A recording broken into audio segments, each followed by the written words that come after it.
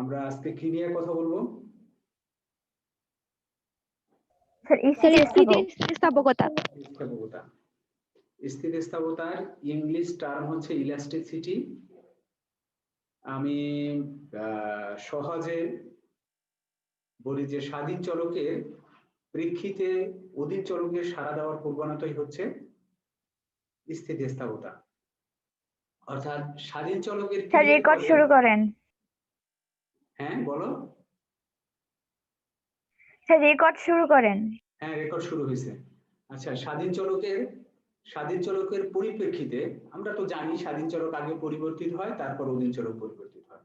এখন স্বাধীন চলকের পরিপ্রেক্ষিতে অধীন চলকের পরিবর্তনটা কেমন হবে, কি রূপে হবে, এটাই হচ্ছে আসলে স্থিতিস্থাপকতা। অর্থাৎ স্বাধীন চলকের জন্য অধীন চলকের সাড়া দেওয়ার প্রবণতাই হচ্ছে স্থিতিস্থাপকতা। তো আমরা একটা গল্পের ছলে যদি বলি, ধরো তুমি একটা রাস্তা দিয়ে হেঁটে যাচ্ছ, হঠাৎ করে একটা ছেলে তোমাকে ক্রস করে সামনের দিকে গেল। সামনের দিকে গিয়া ওই ছেলেটা একটু পিছনে ব্যাক করিয়া তোমার দিকে তাকাইলো। তাকাবার পরে এখন দেখো তোমার ফিলিংসটা কেমন হবে, কেউ একটু বলো তো, কার কেমন ফিলিংস হবে বা কার মনে কি চাইবে? তাকাইলো কেন, এটা সন্দেহ হইবে। হ্যাঁ কেন তাকাইছে এটা ভাবতে থাকবো মনে মনে। এটা মনে মনে ভাবতে থাকবা। স্যার মেকআপ ঠিক আছে কিনা ওইটা আগে দেখবো। কি দেখবা? স্যার মেকআপ ঠিক আছে কিনা। মেকআপ ঠিক আছে কিনা? ছেলের আবার মেকআপ নেয় নাকি? ও তোমার নিজের মেকআপ ঠিক আছে কিনা? আমাদের মেকআপ ঠিক আছে। তোমার মেকআপ ঠিক আছে কিনা এইটা দেখবা আগে। তুমি এখন তো তাহলে রাস্তায় বসে তুমি কি আয়না বের করবা বা মেকআপ বক্স বের করবা? ঠিক না থাকলে স্যার বর্তমান তো এইগুলোই চলতেছে। তাই আয়না নিয়ে হাঁটে রাস্তায়। এমন মনের মধ্যে কি হবে, যেমন ধরো মনে এমন হইবে কি না, বেড়া দেখছাই সোগা ফের দেখছা সামনে কাজ নেই, পিছে পিছে স্যার, বা মনে হয় যে একটা মারি ধরিয়া আবার পিছনে ঘুরিয়াও চায়, এরকম কোনো ফিলিংস হইবে কিনা, মানে কার প্রতি এরকম কোনো হয় কিনা? জি স্যার। হ্যাঁ হতেই পারে। আবার যদি ওই ব্যক্তি যদি ধরো তোমার কোনো পছন্দের ব্যক্তি হয়, অর্থাৎ যাকে তুমি খুব পছন্দ করো, যেমন ধরো সাকিব আল হাসান, অথবা তোমার বর্তমানে ক্রেজ কারা নায়ক, অথবা ওইরকম কোনো নায়ক বা গায়ক এরকম রাস্তা দিয়ে যাইতে যাইতে তোমার দিকে পিছনে ফিরে একবার তাকাইলো, তখন তোমার কি মনে হবে? মনে হবে ইস যদি তখন মনে হবে যে আরেকবার চাইতো, আরেকবার যদি চাইতো। আর কারো কারো ক্ষেত্রে মনে হইবে ফাজিল দিকে ফের। আচ্ছা দেখো এখন তাহলে এই যে কার্যক্রমটা, এটা হচ্ছে তোমার মধ্যে প্রতিক্রিয়া। তার মানে তার পিছনে এমন কিছু কার্যকলাপ আছে যার কারণে হয়তো তুমি বিরক্ত, হয়তোবা তুমি তার প্রতি অনুরক্ত। এখন দেখো যেমন সাকিব আল হাসানের ক্ষেত্রে যদি আমরা বলি, সে বাংলাদেশের একজন টপমোস্ট প্লেয়ার। তার দেশপ্রেম, ক্রিকেটের তার অবদান সবকিছু মিলাইয়া তোমার প্রতি তার প্রতি তোমার একটা ভালো লাগা জন্মাইছে। এই কারণে এই তার কাছে মনে হইলো যে তুমি এটা সে যদি আরেকবার চাইতো, বা তাকে তোমার পছন্দ সেরকম মনে হইতো আরেকবার চাইতো, এরকম বাস্তব জীবনেও কিছু থাকতে পারে। যাই হোক, তো পিছনে তার কোনো কার্যক্রমের কারণে। আবার যদি ওইরকম কোনো দুষ্ট প্রকৃতির লোক হয়, অর্থাৎ যাকে তুমি পছন্দ করো না, যে ধরো এরকম জ্বালা যন্ত্রণার মধ্যেই রাখে, অর্থাৎ যেটাকে বলা হয় ইভটিজিং করে, এরে করে সেরে করে, ওরা বকাইটিয়া টাইপ একটা পোলা পাইন, যেমন এলাকার মাস্তান টাস্তান থাকে, ওগুলো দেখলে তোমার খুব একটা বিরক্তিকর অবস্থার সৃষ্টি হবে, ওরা তখন মারতে ইচ্ছা করবে নাকি? কিন্তু এই যে দেখো তাহলে পিছনের যে কার্যক্রমটা, এই কার্যক্রমটা ছিল তার স্বাধীন, অর্থাৎ পিছনে যে ঘটনাগুলো ঘটাইছে এটা ছিল স্বাধীন, আর তোমার মধ্যে যে ফিলিংসটা হচ্ছে এটা হচ্ছে পরবর্তী একটা প্রতিক্রিয়া। তো দেখো এরকম যে ঠিক স্থিতিস্থাপকতা এরকম যে স্বাধীন চলকের আচরণের পরিপ্রেক্ষিতে অধীন চলকে কি ধরনের আচরণ হবে, কতটুকু আচরণ হবে, এটাই হচ্ছে স্থিতিস্থাপকতা। আমরা সরাসরি স্থিতিস্থাপকতায় চলে যাই যে গল্প স্তরে থেকে। আচ্ছা, স্থিতিস্থাপকতা হচ্ছে ইলাস্টিসিটি। ইলাস্টিসিটি ইকুয়াল টু আমরা বলবো, খেয়াল করো যে স্বাধীন চলকের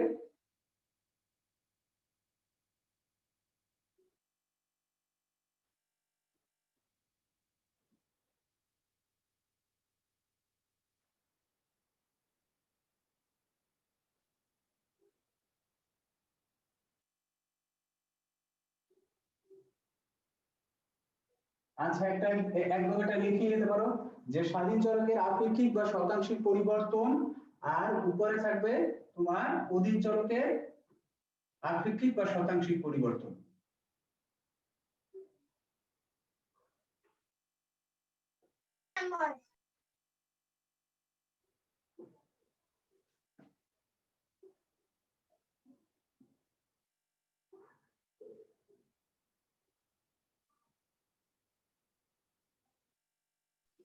আচ্ছা, তাহলে আবার দেখো। স্যার আপনাকে দেখতেই তো পাই না।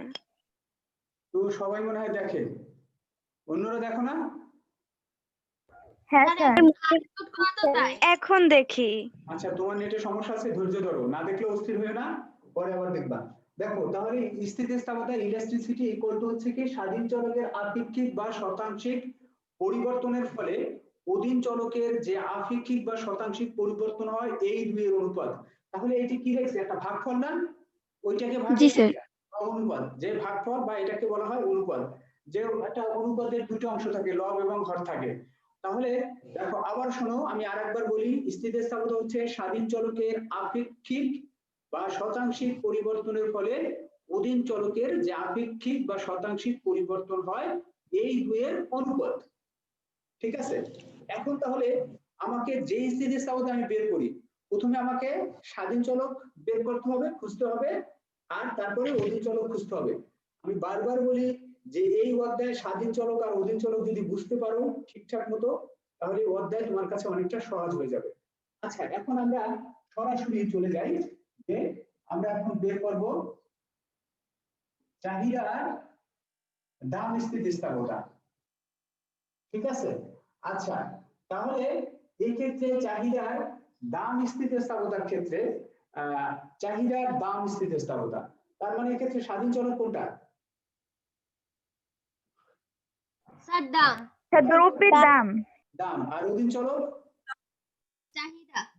আচ্ছা, চাহিদা। এটাকে আরো একটু বলতে পারো, চাহিদার ক্ষেত্রে স্বাধীন চলক কি কি? স্যার দ্রব্যের দাম, তারপরে আয়, সময়, রুচি, আচ্ছা, তারপর ভবিষ্যতের। দ্রব্যের দাম টাম ইত্যাদি ইত্যাদি। তাহলে এখানে যেহেতু উল্লেখই আছে চাহিদার দাম স্থিতিস্থাপকতা, তাহলে আমি ধরে নেই চাহিদা এবং দামের মধ্যে সে সম্পর্ক খুঁজতে চাইছে। আচ্ছা, এখন তাহলে এটা কি চাহিদা, এখানে তাহলে স্বাধীন চলক কোনটা? দাম। তাহলে খেয়াল করো, সরাসরি এখানে লিখবা তখন দামের, স্বাধীন চলকের জায়গায় দামের, দামের আপেক্ষিক বা শতাংশিক পরিবর্তনের ফলে উপরে লিখবা কি? চাহিদার। উপরে হচ্ছে চাহিদার। তাহলে দেখো, দামের আপেক্ষিক বা শতাংশিক পরিবর্তনের ফলে চাহিদার যে আপেক্ষিক বা শতাংশিক পরিবর্তন হয় এই দুইয়ের অনুপাতকে বলা হয় চাহিদার দাম স্থিতিস্থাপকতা। যেটাকে এটাকে আবার ভাঙে ভেঙে দুইটা নামেও সূচিত করা হয়। একটাকে বলা হয় চাহিদা স্থিতিস্থাপকতা, অথবা বলা যায় দাম স্থিতিস্থাপকতা। তার মানে এটাকে ইপি, ইলাস্টিসিটি অফ প্রাইস, অথবা ইডি, ইলাস্টিসিটি অফ ডিমান্ড। খেয়াল করো, যদি শুধু দাম স্থিতিস্থাপকতা থাকে তাহলেও তুমি ধরে নেবা এটা চাহিদার দাম স্থিতিস্থাপকতার কথা বলা হচ্ছে। ঠিক আছে, তাহলে যেহেতু আমরা আরো একটা জিনিস, যেহেতু আমরা একটা চাহিদা এবং যোগানের অধ্যায়, সুতরাং এটাকে ধরে নেবা এখানে দাম, শুধু দাম স্থিতিস্থাপকতা থাকলে ধরে নেবা এটা চাহিদা দাম স্থিতিস্থাপকতার কথা বলা হচ্ছে।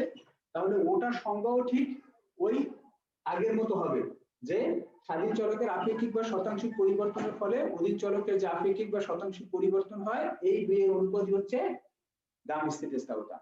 ঠিক যদি দাম স্থিতিস্থাপকতা না বলে যদি বলা হয় চাহিদা স্থিতিস্থাপকতা, তাহলে তুমিও এটা ধরে নেবা, যেহেতু চাহিদা স্থিতিস্থাপকতা বলা হয়েছে, তাই চাহিদার ক্ষেত্রে স্বাধীন চলক হচ্ছে কি, সবচেয়ে শক্তিশালী স্বাধীন চলক হচ্ছে কি, দাম। স্যার দ্রব্যের দাম।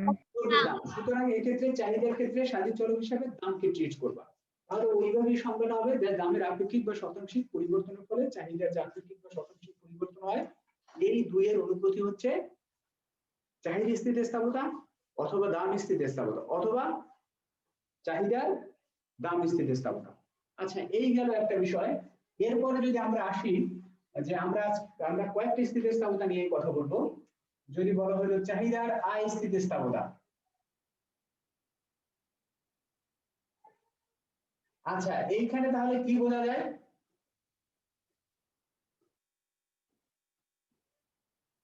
এই ক্ষেত্রে স্বাধীন চলক কোনটা আর অধীন চলক কোনটা? স্যার ভোক্তার আয় হচ্ছে স্বাধীন চলক। তাহলে কেউ একজন একটু এসে সংজ্ঞাটা বলো যে স্যার আমি বলি, বলো। অন্যান্য অবস্থায় স্থির রেখে ভোক্তার আয়ের আপেক্ষিক বা শতাংশিক পরিবর্তনের ফলে চাহিদার যে আপেক্ষিক বা শতাংশিক পরিবর্তন ঘটে, এই দুইয়ের অনুপাতকে চাহিদার আয় স্থিতিস্থাপকতা বলে। গুড, নাদিরা খুব সুন্দরভাবে বলছো, ধন্যবাদ। আর যদি এখানে যদি ওইরকম চাহিদার কথাও যদি উল্লেখ না থাকে, তাহলেও তুমি ধরে নেবা আমরা চাহিদা যোগানের অধ্যায়ে যেহেতু আছি, এটা হচ্ছে কি তাহলে তোমার চাহিদার আয় স্থিতিস্থাপকতার কথা বলা হচ্ছে, যেটাকে EY দ্বারা সূচিত করা হয়। ঠিক আছে, তাহলে গেল। এরপরে আমরা যেটা বলবো আর একটা যদি আমরা শিখবো, সেটা হচ্ছে দেখো, তুমি মূল ফরম্যাটটা এখানে যদি কেউ না বোঝো আমাকে থামিয়ে দাও যে স্যার আমি এখানে বুঝিনি। এমন কেউ কি আসো এখানে? যদি না বুঝে থাকো আমাকে থামিয়ে দাও, বলো স্যার আমার এটা বুঝি না, এটাকে আবার বুঝাই দেন। যদি তোমরা সাড়া না দাও তাহলে আমি কি বুঝবো? আমি বুঝে নেবো সবাই বুঝছো, কারণ মৌনতাই হচ্ছে সম্মতির লক্ষণ, নাকি? তাহলে আমি কি সামনে আগাবো? হ্যাঁ জি স্যার। স্যার, ওই যে স্বাধীন চলক আর অধীন চলক ওই দুইটার না আমার একটা সমস্যা আছে। স্বাধীন চলক আর অধীন চলক হচ্ছে, স্বাধীন চলক হচ্ছে যেই চলকের মান নিজে নিজে পরিবর্তিত হয়, আর যে চলক অন্যের উপর নির্ভরশীল সেটা হচ্ছে অধীন চলক। যেমন ধরো আমরা যে বহুবার আমরা বলেছিলাম যে QD equal to 10 minus twice P। তাহলে দেখো এখানে P এর ভিন্ন ভিন্ন মানের জন্য Q এর ভিন্ন ভিন্ন মান হয়, Q এর কোনো ভিন্ন মান হয় না যদি Q পরিবর্তন না হয়। যেমন ধরো সাপোজ মনে করো যদি P ইকুয়াল টু 2 হয়ে গেছে, তখন জাতীয় বলো P যখন 2 তখন QD কত?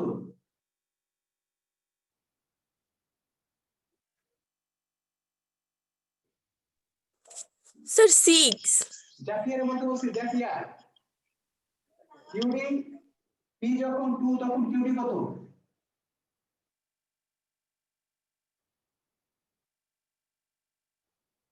জাতীয় কি শুনতেছো?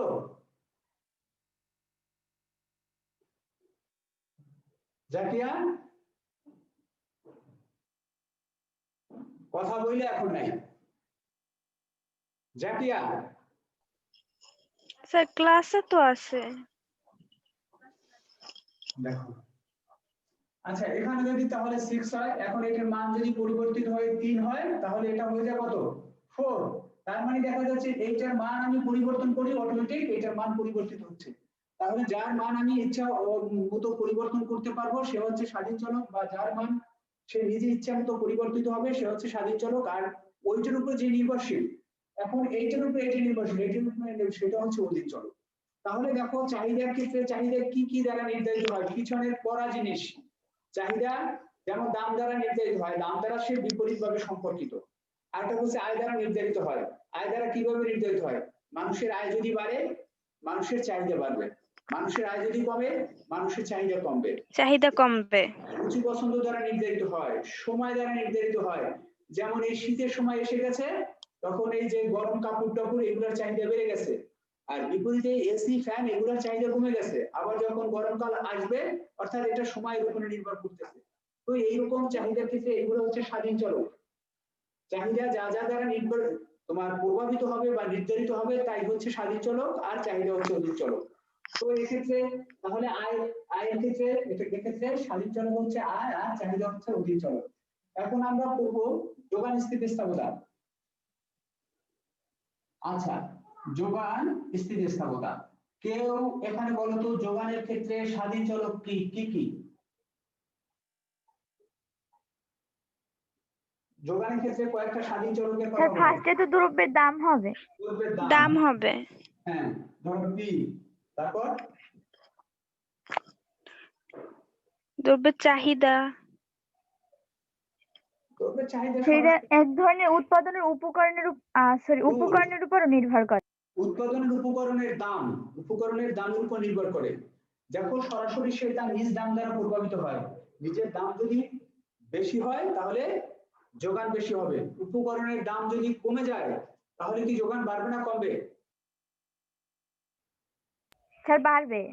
গুড, বাড়বে। তুমি আসলে যোগান যদি তুমি না বুঝতেও যদি সমস্যা হয় তাহলে তুমি মনে করবা যেই সব জিনিস যেই সব ঘটনা যেই সব কার্যক্রম উৎপাদনকে বাড়াবে ওইসব কার্যক্রমে যোগান বাড়াবে। যেমন উৎপাদন বাড়লে কি উৎপাদনের সাথে যোগান কিন্তু সরাসরি সম্পর্কিত। উৎপাদন বাড়লে যোগান বাড়বে না কমবে? স্যার বাড়বে। বাড়বে। তাহলে দেখো উৎপাদন আবহাওয়ার উপর নির্ভর করে। আবহাওয়া যদি ভালো থাকে তাহলে ফসল বেশি হবে। আবহাওয়া যদি প্রাকৃতিক দুর্যোগের উপর নির্ভর করে, প্রাকৃতিক দুর্যোগ যদি এসে যায় তাহলে ফসল নষ্ট হয়ে যাবে, যোগান। এরকম হচ্ছে উৎপাদন কৌশলের উপর নির্ভর করে। উৎপাদন কৌশল যদি সহজ হয় তাহলে অনেক কিছু কর এবং ভর্তুকি এগুলোর উপর নির্ভর করে। আচ্ছা, এগুলো আমাদের মূল আলোচ্য বিষয় না, আলোচ্য বিষয়গুলো আমরা পিছনে পড়ে এসেছি। এখন এটা হচ্ছে কি, তাহলে দেখো যোগান স্থিতিস্থাপকতা। তাহলে যোগানের ক্ষেত্রে সবচেয়ে শক্তিশালী মানে কোনটা, মানে প্রভাবক কোনটা? দ্রব্যের দাম। ওই দ্রব্যের দাম। সুতরাং যোগান স্থিতিস্থাপকতার সংজ্ঞা কি হবে? স্যার অন্যান্য অবস্থায় স্থির থেকে কোনো দ্রব্যের দামের আপেক্ষিক বা শতাংশিক পরিবর্তনের ফলে যোগানের যে একলা বললো না, অন্যদের একটু বলতে দাও, একই ঘটনা। তাহলে মূলত চাহিদা স্থিতিস্থাপকতার সংজ্ঞা যেই স্টাইলে, যোগান স্থিতিস্থাপকতার সংজ্ঞা হচ্ছে ওই একই স্টাইলে, যেটাকে ইএস দ্বারা সূচিত করা হয়, ইলেকট্রিসিটি অফ যোগান। আচ্ছা, এখন আমরা দেখো সহজ জিনিস, তোমাকে যে কোনো জিনিস একটা ফরম্যাট শিখতে হবে। স্থিতিস্থাপকতা ফরম্যাট শিখছো, এই ফরম্যাটের জায়গায় স্বাধীন চলক আর অধীন চলক বের করে দুইটার কথা শুধু বসাই দেবা। আচ্ছা, এখন আমরা এটা যে একটা অগ্রসর হই, আমরা ধরেই নেই এটা আমরা চাহিদার দাম স্থিতিস্থাপকতার কথা বলবো, অর্থাৎ ইপির কথা বলবো। তাহলে ইপির কথা যদি বলি তাহলে নিচে আসবে কি, দামের আপেক্ষিক বা শতাংশিক পরিবর্তন, আর হচ্ছে কি চাহিদার আপেক্ষিক বা শতাংশিক পরিবর্তন। ঠিক আছে, এটা আসবে না? আচ্ছা, এখন এই সংজ্ঞার মধ্যে বা এই যে আমি যে ওয়ার্ড গুলো লেখা আছে এইটার মধ্যে তোমাদের কাছে অপরিচিত বা বোঝো না এমন কোন শব্দ আছে কিনা?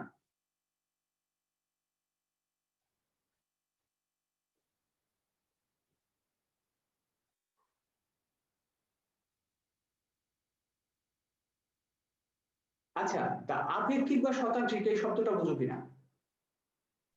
স্যার শতাংশিকটা বুঝতে পারছি না। শতাংশ, সেটাই তো আমি জিজ্ঞেস করছি যে তুমি তাহলে এটা প্রশ্ন করবা যে শতাংশিক পরিবর্তন বা আপেক্ষিক পরিবর্তন এটা কি স্যার? এই প্রশ্নটা আমি তোমাদের কাছে আশা করছি, কিন্তু তোমরা এটা বলো নাই। তোমাকে জিজ্ঞেস করার পর তুমি বলছো, তাহলে তুমি এটা তোমার ল্যাকিংসটা তুমি জানবা না, এটা আমি আপেক্ষিক বা শতাংশিক এটা আমি বুঝি না, শতাংশিক বোঝো না। শতাংশিক কথা হচ্ছে সহজ, সবাই বোঝো আসলে, এই মুহূর্তে তোমার মাথায় নেই। শতাংশিক হচ্ছে শতকরা পরিবর্তন। যেমন ধরো সাপোজ একটা দ্রব্যের দাম ছিল 20 টাকা, ওই দ্রব্যের দাম হয়ে গেছে এখন 24 টাকা, তাহলে এটা শতকরা পরিবর্তন কত বা শতাংশিক পরিবর্তন কত? শতাংশিক মানে কি? শতকরা পরিবর্তন। 100-তে শতকরা মানে কি 100-তে কত পরিবর্তন ঘটছে? শতাংশ হচ্ছে শত মানে কি 100, 100-তে কত পরিবর্তন ঘটছে? তাহলে আমি কেউ একটু বলতে পারো যে এই ক্ষেত্রে তাহলে শতাংশিক পরিবর্তন কত?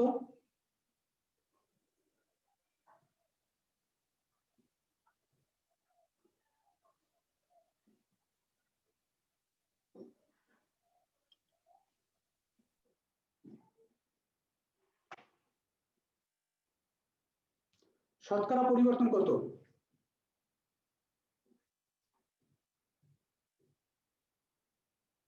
তোমরা কি চেষ্টা করতেছো? জি স্যার। আচ্ছা বলো, এত সময় লাগার কথা না। স্যার 120। 120 কি পরিবর্তন? তাহলে পরিবর্তন কত?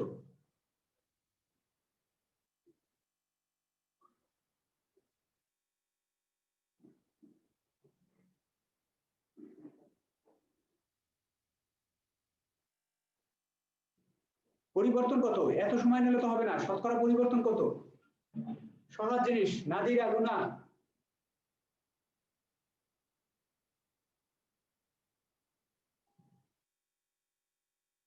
আচ্ছা, এখানে পরিবর্তন কত?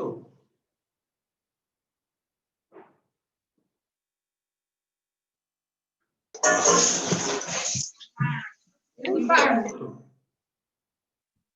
স্যার 4। 4 পরিবর্তন, গুড। অর্থাৎ দাম ছিল 20 টাকা, হয়েছে 24 টাকা, সুতরাং পরিবর্তন কত? শেষ অবস্থান থেকে আগের অবস্থান বাদ, অর্থাৎ শেষ দাম থেকে আগের দাম বাদ, ইকুয়াল টু হচ্ছে 4। 20%। হ্যাঁ, কত? 20%। হ্যাঁ, 20%, এটা ঠিক আছে। তাহলে দেখো 20% কেমনে হয়। তাহলে 20 টাকায়, খেয়াল করো, 20 টাকায় পরিবর্তন হচ্ছে 4 টাকা, 1 টাকায় পরিবর্তন হচ্ছে কত? 4/20। আর তাহলে 100 টাকায় কত পরিবর্তন 100 হচ্ছে? টাকায় 100 টাকা হচ্ছে 4/20 ইন্টু 100, 4/20 ইন্টু 100। তাহলে দেখো শতাংশিক পরিবর্তন তাহলে কি হইলো, আমি আবার এখানে লিখলাম শতাংশিক পরিবর্তন হচ্ছে তাহলে 4/20 ইন্টু 100, এই হচ্ছে শতাংশিক পরিবর্তন। এই হিসাবে, এই উদ্দীপক বা এই উদাহরণের হিসাবে শতাংশিক পরিবর্তন হচ্ছে 4/100। এখন আমরা এটাকে একটু দেখি আমরা। এটা কি বুঝছো? এটা ক্লাস 3 এর অঙ্ক। Yes, sir. যে এগুলো পারো না তাহলে ফাঁকিবাজি করছো আর কি। শতকরা হিসাবে ক্লাস 3, 4 এর বা 4, 5, বড় জোর 5 এর পর্যন্ত, 5 এর আগে এগুলো শেখার কথা। আচ্ছা, তাহলে দেখো এখানে একটা জিনিস একটু খেয়াল করো, এই যে পি ছিল কি, এই 10 পি, সরি 20 পি, 20।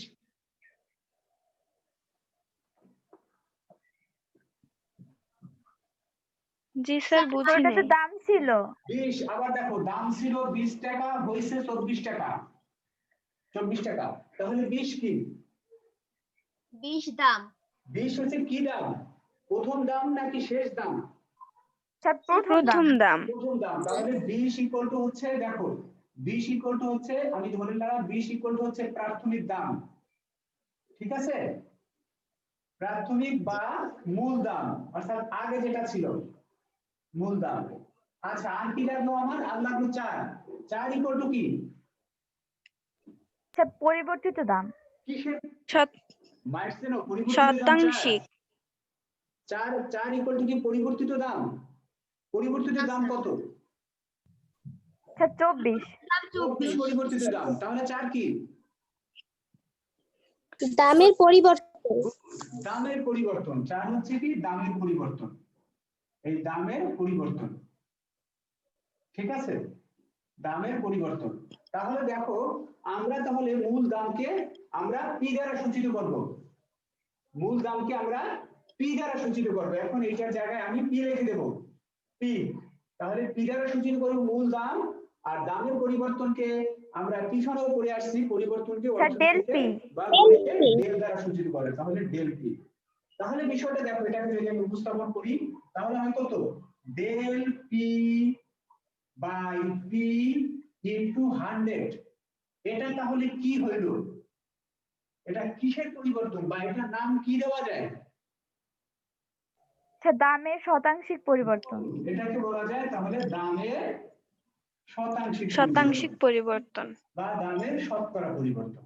তাহলে দেখো এরপর যদি আমি যার শতকরা পরিবর্তন, একটা আমি দামের শতকরা পরিবর্তন আমার লাগবে, আমি বের করলাম। এখন আমার আরেকটা কি লাগবে? আরেকটা লাগবে আমার যে, আমরা আপেক্ষিক নিয়ে পরে কথা বলতেছি, আরেকটা লাগবে আমার চাহিদার শতাংশিক পরিবর্তন। তাহলে চাহিদার শতাংশিক পরিবর্তন কিরকম হবে? Sir del Q by Q into 100। হ্যাঁ, ডেল কে যদি আমরা, চাহিদাকে যদি আমরা কিউ দ্বারা সূচিত করি তাহলে এটা হবে, এই দেখো, চাহিদার পরিবর্তন বাই মূল চাহিদা ইনটু 100। এটা হচ্ছে কি তাহলে? চাহিদার শতাংশিক পরিবর্তন। যদি আমি ভোগের আপেক্ষিক পরিবর্তন বের করি তাহলে সেটা হবে কি? ডেল সি, ভোগ যদি সি দ্বারা সূচিত হয়, del C by C into 100। জি স্যার। এরপরে দেখো আমি আরেকটা বের করবো, আমার আয় লাগবে, আরেকটা বের করবো। তাহলে আমি কি? আয়কে ওয়াই দ্বারা সূচিত করে, del Y by Y into 100। এটা হচ্ছে কিসের শতাংশিক পরিবর্তন। আর এখন আপেক্ষিক আয়ের। আপেক্ষিক পরিবর্তন মানে যেখানে 100 থাকবে না। এটা হচ্ছে কি তাহলে এটা হচ্ছে তোমার আয়ের আপেক্ষিক পরিবর্তন, এটা হচ্ছে দামের আপেক্ষিক পরিবর্তন, এটা হচ্ছে তোমার চাহিদা বা যোগানের, যেটাকে সূচিত করি চাহিদা বা যোগানের আপেক্ষিক পরিবর্তন। এখন দেখো তাহলে আমরা এই হিসাবে যদি সাজাই তাহলে আমরা এই যে সংকেতগুলো আমরা বের করছি সেইটাকে আমরা এখানে একটু বসাইয়ে দিই। তাহলে আমরা চাহিদার আপেক্ষিক পরিবর্তনের জায়গায় আমরা কি লিখতে পারি, বা শতাংশিক পরিবর্তনের জায়গায় কি লিখতে পারি? Sir del Q by Q into 100। Q by Q divided by দামেরটা কি লিখতে পারি ইনটু 100, যদি শতাংশিক দেই 100। আর যদি নিচেরটা তাহলে কি হবে? Sir del P by P into 100। Del P by P into 100। এখন দেখো আমরা যদি হিসাব মতে আগাই তাহলে উভয় পক্ষকে আমি এটাকে 100 দ্বারা আমি গুণ করে বা সরি ভাগ করে তাহলে আমি লিখতে পারি del Q by Q divided by del P by P. ঠিক আছে, এইটাকে যদি আমি গুণ আকারে লিখি তাহলে লিখতে পারি ডেল কিউ বাই কিউ গুণ আকারে লিখবো তাহলে এটা উল্টাই যাবে পি বাই কিউ। ঠিক আছে স্যার ওইটা ভুল লিখছেন, Yes, নিচে sir. Del Q by del P হবে। ওটা ওয়েট, এটা হবে তাহলে কি ডেল এলপি। Del P. হ্যাঁ ধন্যবাদ। তাহলে এখন দেখো এটাকে যদি আমরা একটু সাজাই লিখি তাহলে সাজাই লিখলে আমরা কি লিখতে পারি, অর্থাৎ দুই ডেল আমি এক পাশে নিয়ে আসবো তাহলে লিখতে পারি del Q by del P into P by Q. এবার লেখা যায় এটাই হচ্ছে জি, তাহলে স্যার। পি দাম স্থিতিস্থাপকতা ইকুয়াল টু এটাই হচ্ছে দাম স্থিতিস্থাপকতা সূত্র। দেখো দাম স্থিতিস্থাপকতার সূত্র হচ্ছে এটা, তাহলে দাম স্থিতিস্থাপকতার সূত্র হচ্ছে এটা, হচ্ছে দাম স্থিতিস্থাপকতার সূত্র। তাহলে দেখো এরকম করে আমরা সবকিছুর সূত্র আমরা এখন বের করতে পারি। তোমাদের বাসায় তোমরা প্র্যাকটিস করবা যে আমি যে কয়টা স্থিতিস্থাপকতার কথা বলছি, দাম স্থিতিস্থাপকতা, যোগান স্থিতিস্থাপকতা। এখন দেখো এইখানে যদি আমি স্পষ্ট চাহিদা উল্লেখ করে দেই তাহলে চাহিদাকে আমি কিউডি দ্বারা সূচিত করতে পারি, অর্থাৎ কোয়ান্টিটি অফ ডিমান্ড। সেক্ষেত্রে ডি লাগবা, সেক্ষেত্রে ডি লাগবা, সব জায়গায় ডি লাগবা। আর যদি কারণ কি এটাকে যদি ডি না হয় তাহলে এটাকে তোমার যোগানও ট্রিট করা যায়, কিন্তু সেক্ষেত্রে যদি না দেখো সেক্ষেত্রে তোমার লিখতে হবে যে এখানে কিউ ইকুয়াল টু চাহিদার পরিমাণ। আবার এখানেও লিখতে পারো কিউডি ইকুয়াল টু চাহিদার পরিমাণ। আচ্ছা দেখো এখন তাহলে তুমি যোগান স্থিতিস্থাপকতার তোমার আর কি যা আয় স্থিতিস্থাপকতা, আড়াই স্থিতিস্থাপকতাও তো আমরা একটু করে গেছি। আড়াই স্থিতিস্থাপকতা নিয়ে এখন একটু কথা বলি, যে ওই সময় আমরা আড়াই স্থিতিস্থাপকতার কথা বলি নাই। আচ্ছা আড়াই জিনিসটা দেখো, এটাকে এখন মুছে দিই। আচ্ছা আড়াআড়ি মানে কি? মানে হচ্ছে একটার দামের সাথে অপরটার চাহিদার সম্পর্ক, সেটা হচ্ছে আড়াআড়ি। একটার দাম অপর চাহিদা, যেমন আমি পড়াবার সময় আমি তোমাদেরকে বলছিলাম যেমন চিনি গুড়, চা কফি, গাড়ি পেট্রোল, এগুলো হচ্ছে সম্পর্কিত দ্রব্য। তাহলে দেখো যে নরমালি যদি গাড়ির দাম যদি কমে যায় তাহলে পেট্রোলের চাহিদা কি হবে?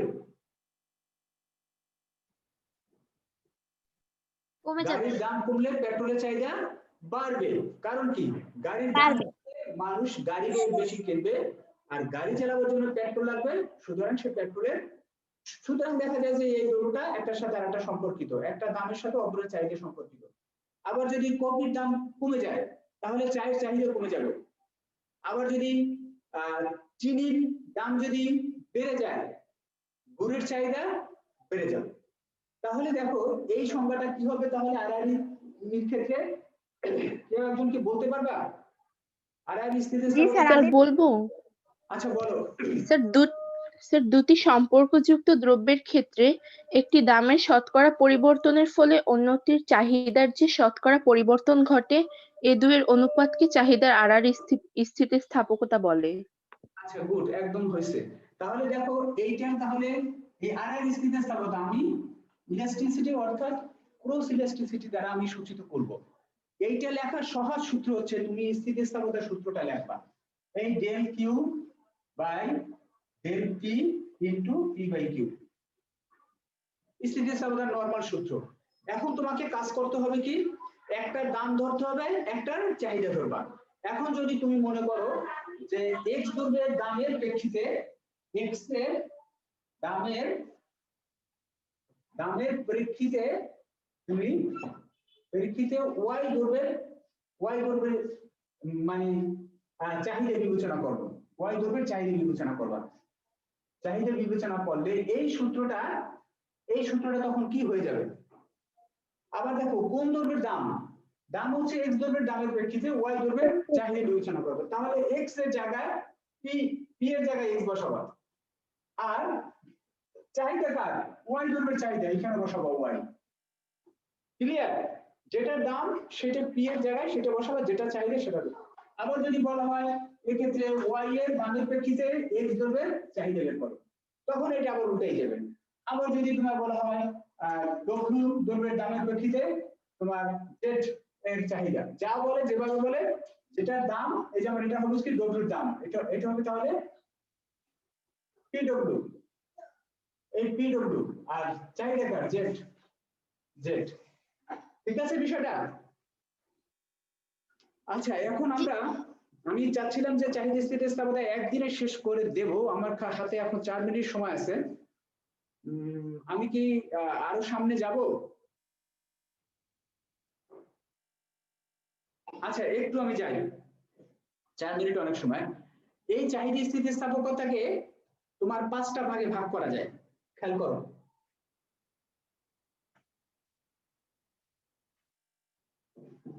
পাঁচ ভাগে ভাগ করা যায়। একটা হচ্ছে ইলাস্টিসিটি ইকুয়াল টু, ধরো আগে আমরা একটু দেখে নেই যে 5/5, ধরো 5/3, 3/5, 0/5 আর 5/0, আমরা সবকটাই অনুপাত। আচ্ছা, একটু বের করি এইটার মান কত, ঝটপট বলো তো। স্যার 1। এইটার মান হচ্ছে 1 1 এর চেয়ে বেশি না কম, এটা হচ্ছে একটা মান হবে 1 পয়েন্ট সামথিং, তাহলে এই মানটা হচ্ছে 1 এর চেয়ে বেশি, এই মানটা হচ্ছে 1 এর চেয়ে কম। এইটা হচ্ছে কি, 0 কে কোনো সংখ্যা দ্বারা ভাগ করলে কি হয়, 0 শূন্য। আর এই যে কোনো সংখ্যাকে 0 দ্বারা ভাগ করলে কি হয়, স্যার এইটা হবে অসীম। অসীম। আচ্ছা, অসীম। তাহলে দেখো এই স্থিতিস্থাপকতাকে এরকম 5টা ভাগে ভাগ করা যায়। একক স্থিতিস্থাপকতা, এককের চেয়ে বেশি স্থিতিস্থাপকতা, এককের চেয়ে কম স্থিতিস্থাপকতা, শূন্য স্থিতিস্থাপকতা আর অসীম স্থিতিস্থাপকতা। তাহলে শুরুতেই বলছিলাম স্থিতিস্থাপকতা মানে কি, স্থিতিস্থাপকতা মানে হচ্ছে অনুপাত। কিসের অনুপাত, তোমার এটা চাহিদা স্থিতিস্থাপকতার কথা বলতেছি, যে দামের আপেক্ষিক বা শতাংশিক পরিবর্তনের তুলনায় চাহিদার আপেক্ষিক বা শতাংশিক পরিবর্তন হয় এই দুইয়ের অনুপাত। অর্থাৎ নিচে থাকে দামের আপেক্ষিক পরিবর্তন, সংক্ষেপে লিখলাম আপরিবর্তন, আপেক্ষিক পরিবর্তন বা শতকরা পরিবর্তন, আর উপরে থাকে চাহিদার আপেক্ষিক বা শতকরা পরিবর্তন। তাহলে ধরো যে দামের আপেক্ষিক পরিবর্তন এবং চাহিদার আপেক্ষিক পরিবর্তন দুটোই যদি সমান হয়ে যায়, তাহলে স্থিতিস্থাপকতার মান এককের সমান। দামের আপেক্ষিক পরিবর্তনের তুলনায় যদি চাহিদার আপেক্ষিক পরিবর্তন বেশি হয়, অর্থাৎ দাম যে হারে পরিবর্তিত হয় চাহিদা যদি তার চেয়ে বেশি হারে পরিবর্তিত হয়, তাহলে সেটা হচ্ছে এককের চেয়ে বেশি। দামের আপেক্ষিক বা শতাংশিক পরিবর্তনের তুলনায় যদি চাহিদার আপেক্ষিক পরিবর্তন কম হয়, তাহলে সেটা হচ্ছে কি এককের চেয়ে কম স্থিতিস্থাপকতা। দামের আপেক্ষিক পরিবর্তন হচ্ছে কিন্তু চাহিদার কোনো পরিবর্তনই হচ্ছে না, দাম হেরফের করতেছে কিন্তু চাহিদা হেরফের করছে না, সেটা হচ্ছে শূন্য। এই খালি সংজ্ঞা দিয়ে রাখবা। আর দামের পরিবর্তন না হওয়া সত্ত্বেও যদি চাহিদার পরিবর্তন হয়, তাহলে সেটা হচ্ছে কি অসীম। ঠিক আছে, এটাকে আমি আর 1 মিনিট সময় আছে, এটার মধ্যে আমি তোমার ছবিও আমি দেখাই দিই। আজকে হাজিরা দেন নাই? ও হাজিরা লাগবে না দেশে আর। আচ্ছা, তাহলে দেখো এইটার ক্ষেত্রে এইরকম একটা হবে, এইখানে যা পরিবর্তন হবে এইখানে একই পরিবর্তন হবে। আচ্ছা আমরা নরমালি বলি এই পরিবর্তন আর ধরো এই আর এই নিলাম, তাহলে এই আর সরি এটা যাবে এটার সাথে, এটা আর হচ্ছে এই, খেয়াল করো তাহলে এইটা হচ্ছে তোমার কি এককের সমান স্থিতিস্থাপকতা, আর এই ক্ষেত্রে হবে একের চেয়ে বেশি, কার পরিবর্তন বেশি হবে? উপরে কি থাকে? চাহিদার। অর্থাৎ এই আর এই আমি বড় করে নিলাম, এই আর এই, আর এইখানে দেবো A2 আর A2, তাহলে এটার সাথে আমি এটা মিলাই দিলাম আর এইটার সাথে এটা মিলাই দিলাম, তাহলে দেখো এরকম একটা ফ্ল্যাট একটা রেখা হয়। এটা হচ্ছে কি এককের চেয়ে বেশি স্থিতিস্থাপকতা, এককের চেয়ে কম তার মানে কি কার পরিবর্তন বেশি হবে? দামের পরিবর্তন বেশি, চাহিদার পরিবর্তন কম, এই হলো দামের পরিবর্তন। তাহলে এই আর ধরো এই নিলাম, তাহলে এই রেখাটা এরকম একটা বেশি ঢাল সম্পন্ন রেখা হবে, আর এই শূন্যটা হবে কি কার পরিবর্তন হচ্ছে?